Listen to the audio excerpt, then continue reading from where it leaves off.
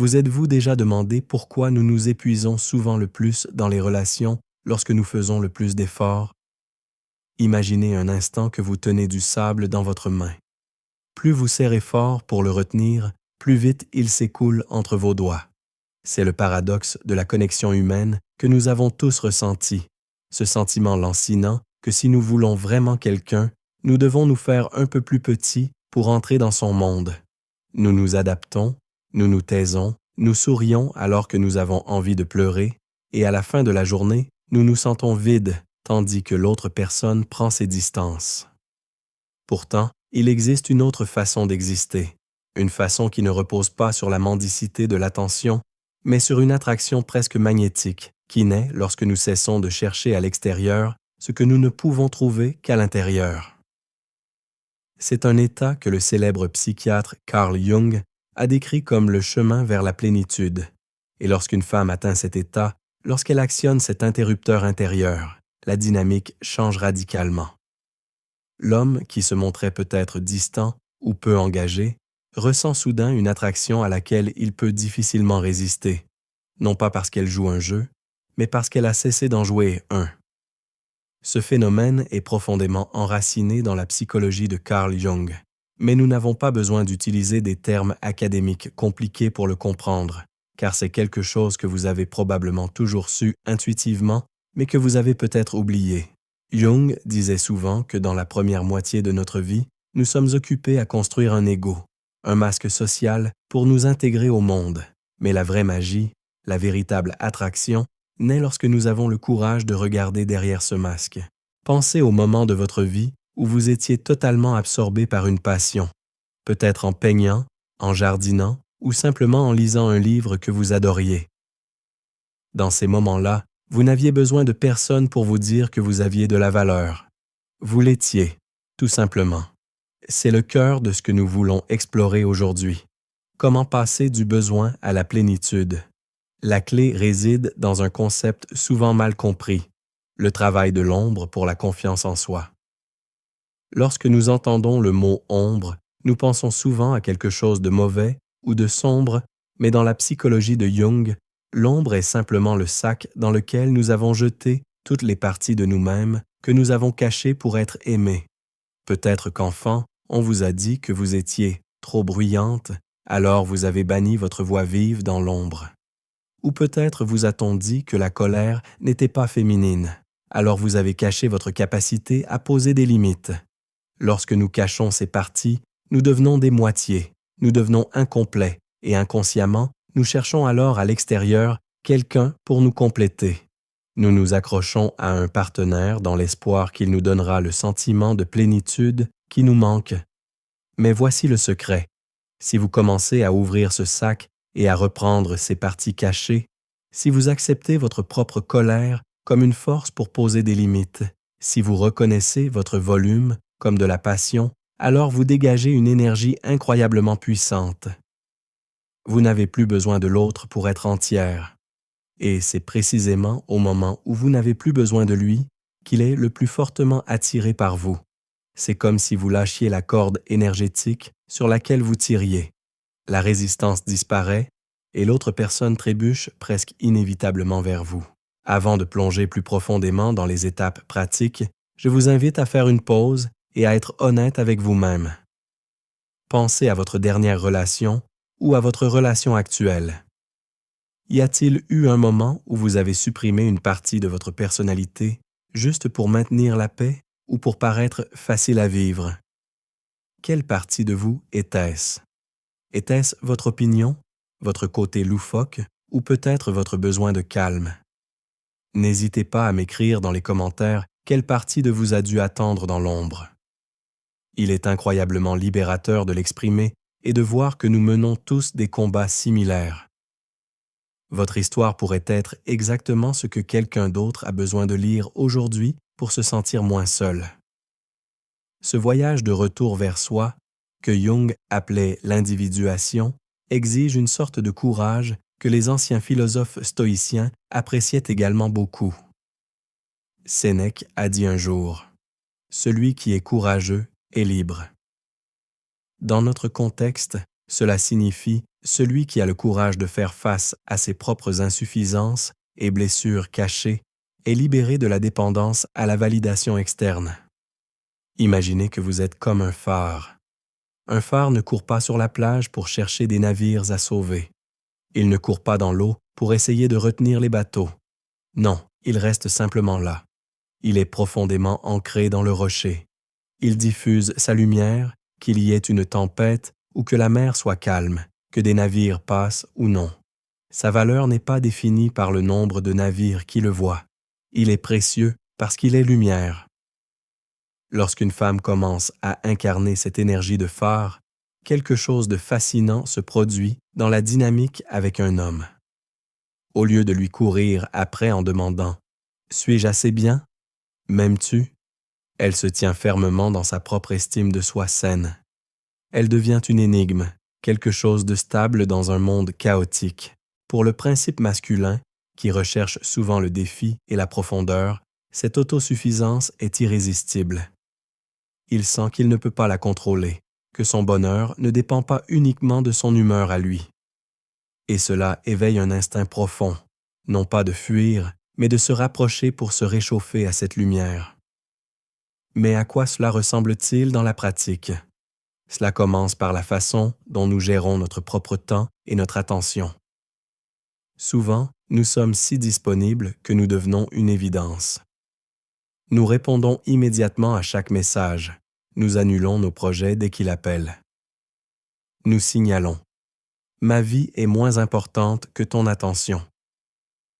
Cependant, lorsque nous faisons un travail de l'ombre, nous réalisons que ce comportement découle souvent de la peur d'être abandonné. Une part d'ombre provenant de l'enfance.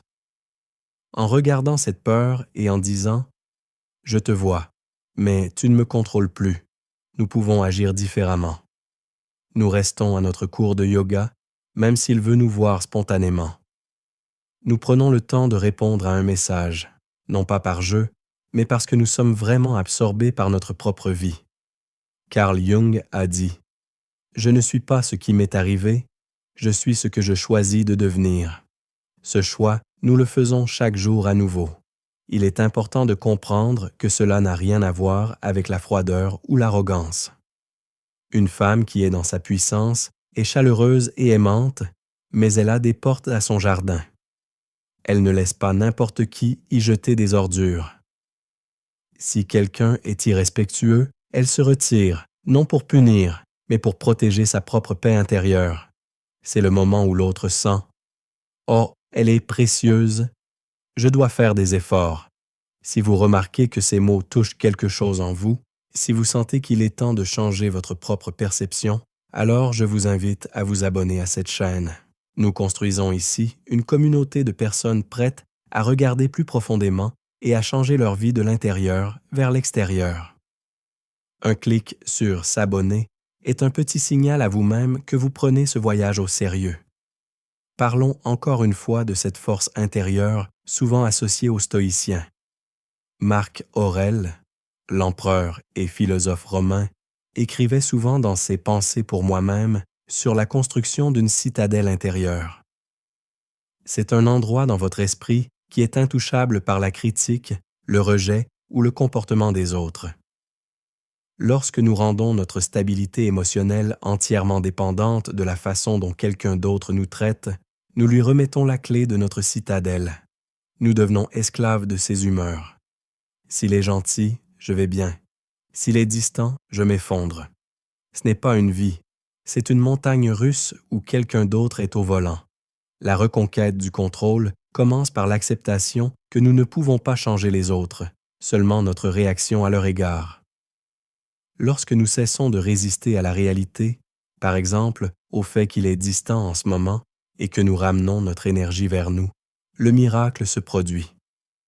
Nous cessons de perdre de l'énergie. Nous commençons à briller, et les gens sont toujours attirés par la lumière.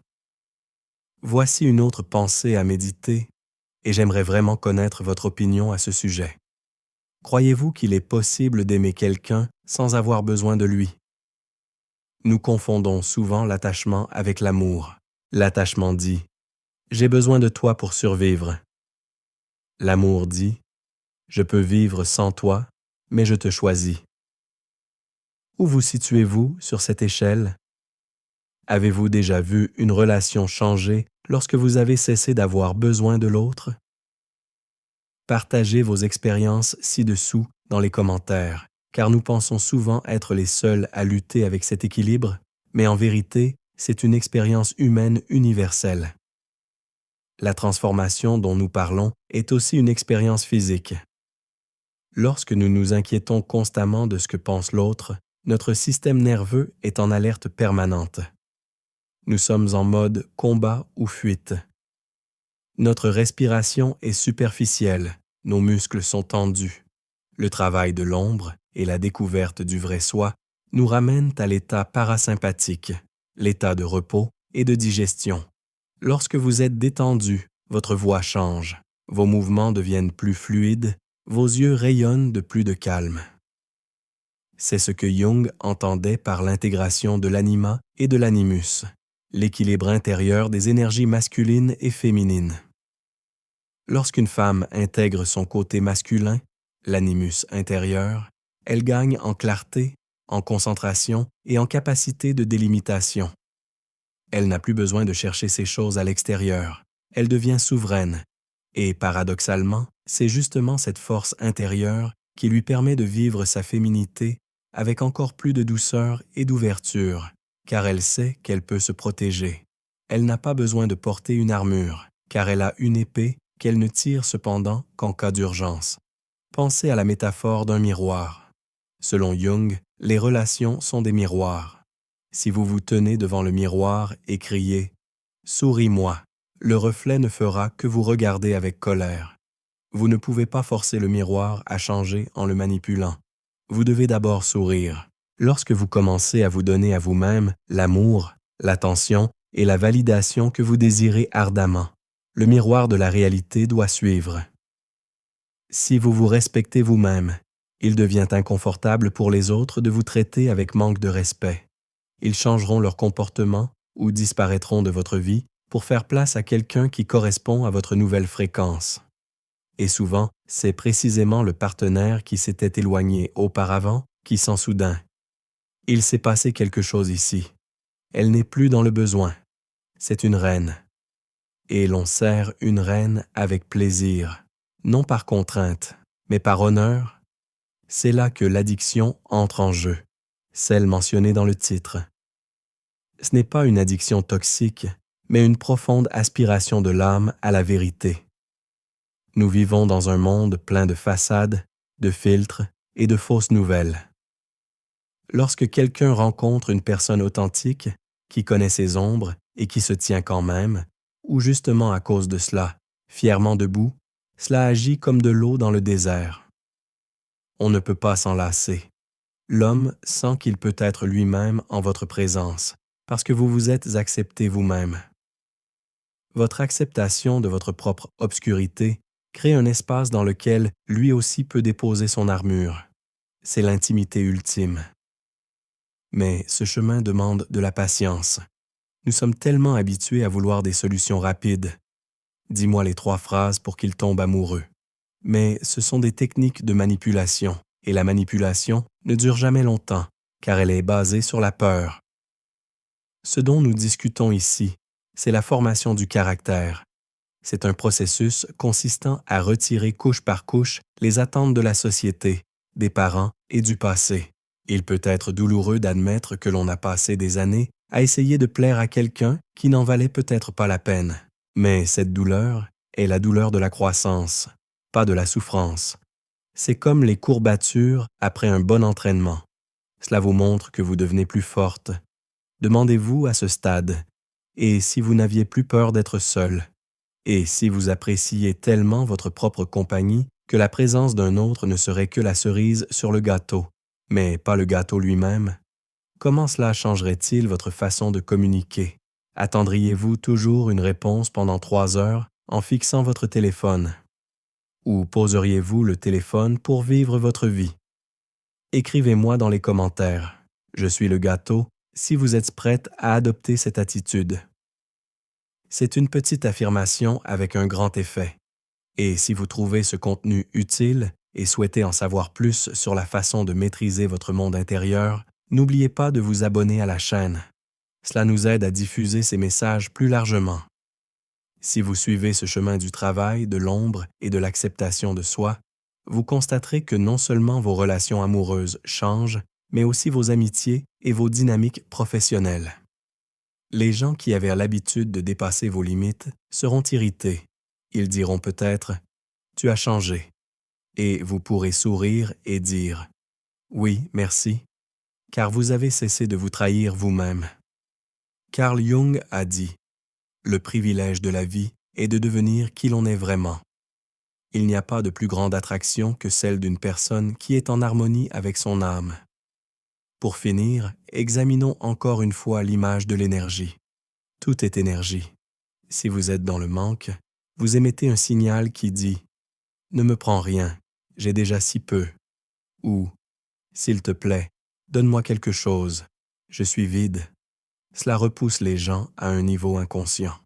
Être avec quelqu'un qui est vide ressemble à du travail. Mais si, grâce au travail sur vous-même, à l'intégration de vos ombres et à la construction de votre forteresse intérieure stoïcienne, vous accédez à la plénitude, le signal change.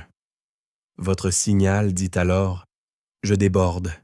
J'ai tellement de joie, de paix et d'amour en moi que je peux le partager, mais je n'ai besoin de rien en retour pour rester entière. » C'est irrésistible. L'homme sent qu'il peut se ressourcer auprès de vous sans que vous ne l'épuisiez. Il deviendra accro à ce sentiment de liberté et d'acceptation que vous dégagez. Rappelez-vous que ce processus n'est pas linéaire. Il y aura des jours où vous retomberez dans de vieux schémas, où vous vous sentirez petite et nécessiteuse. C'est tout à fait normal. Ne vous jugez pas pour cela. Soyez ici aussi l'observateur stoïcien. Remarquez-le, respirez et revenez doucement à vous-même. La guérison ne réside pas dans la perfection, mais dans la constance avec laquelle nous nous choisissons encore et encore. Vous êtes le projet de votre vie, pas le partenaire, pas la relation, mais vous. Et si vous poursuivez ce projet avec amour et dévouement, tout le reste suivra. Imaginez ce que vous ressentirez dans un an, en regardant en arrière et en voyant la femme que vous êtes aujourd'hui, et en réalisant tout le chemin parcouru, de l'épuisement à la liberté, de la peur à la confiance, de la mendicité à la réception. C'est votre chemin. Parcourez-le pas à pas. Vous avez déjà tout ce dont vous avez besoin en vous. C'était juste caché dans l'ombre. Il est temps d'allumer la lumière.